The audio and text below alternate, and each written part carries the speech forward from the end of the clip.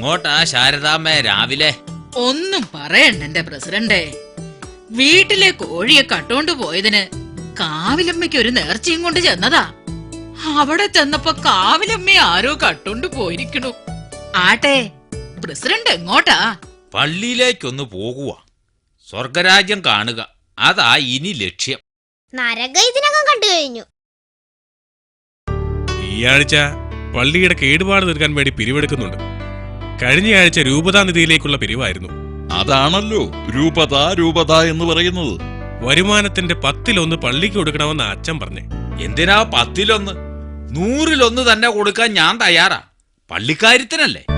പ്രിയ കുഞ്ഞാടുകളെ, ഈ കഴിഞ്ഞ ഭൂമി കുലുക്കത്തില് നമ്മുടെ പള്ളിക്കുണ്ടായ കേടുപാടുകൾ തീർക്കാൻ ആവശ്യമായ പണികൾ അടിയന്തരമായി നടത്തിയിട്ടിരിക്കുന്നു. ആയതിലേക്കായി നിങ്ങൾ ഓരോരുത്തരും നൽകാൻ പോകുന്ന സംഭാവനകൾ ഇവിടെ പ്രഖ്യാപിക്കണം. 10 രൂപ. 10 തേങ്ങ. ഞാൻ 15 രൂപ. ഒരു കോഴി. കഷ്ടം, 1 മണിക്കൂർ വായിട്ടല്ല ചേച്ചി കിട്ടിയത്.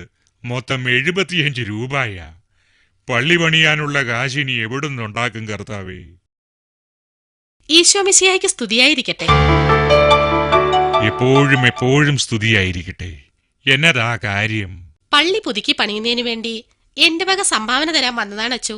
എത്രയാ എഴുതേണ്ടത്? അച്ചോ, ഒരു 10,000 രൂപ എഴുതിക്കോളൂ. ഇതാ കാശ്. Praise the Lord. ഇല്ലച്ചോ, ഞാൻ ലോഡൊന്നുമല്ല. ഇപ്പോൾ ഇവിടെ വന്നിട്ട് പോയ സ്ത്രീയെ അറിയുവോടോ കപ്പ്യാരെ? അതവളല്ലേ മറിയക്കുട്ടി? എടോ, അവള് പള്ളിക്ക് വേണ്ടി 10,000 സംഭാവന ചെയ്തത്. അത് പള്ളിക്ക് ചേർന്ന പണമല്ല ചോ. അവൾ ഇത്തിരി പെശക. ഇനിയിപ്പൊ എന്നാ ചെയ്യ? കൈക്കാരനോടൊന്ന് ചോദിച്ചു കളയാം. അത് പള്ളിക്ക് ചേർന്ന പണമല്ലെന്ന് തന്നെയാ എന്റെ അഭിപ്രായം. പിന്നെ അച്ഛൻ തന്നെ എന്ത് വേണമെന്ന് തീരുമാനിക്കും. രൂപ 10,000. ഇടവക യോഗം വിളിച്ചു കൂട്ടിയച്ചും എല്ലാവരുടെ അഭിപ്രായം ആരായാം. എടോ കപ്പിയാരെ, ഇടവക യോഗമുണ്ടെന്ന് നമ്മുടെ പള്ളി ഭിത്തിയിലെ നോട്ടീസ് പതിക്ക്. എല്ലാവരും അറിയട്ടെ.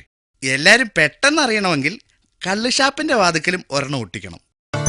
അങ്ങനെയുള്ള ഈ പണം വാങ്ങുന്നത് നമ്മുടെ പള്ളിക്ക് ചേരുന്നതാണോ എന്നതിനെ കുറിച്ച് തീരുമാനിക്കാനാണ് നമ്മളിവിടെ ചേർന്നിരിക്കുന്നത്. അച്ഛൻ പറഞ്ഞ കേട്ടില്ലേ? ചേർന്നിരിക്കാൻ. ഇങ്ങോട്ടിരിക്കൂ.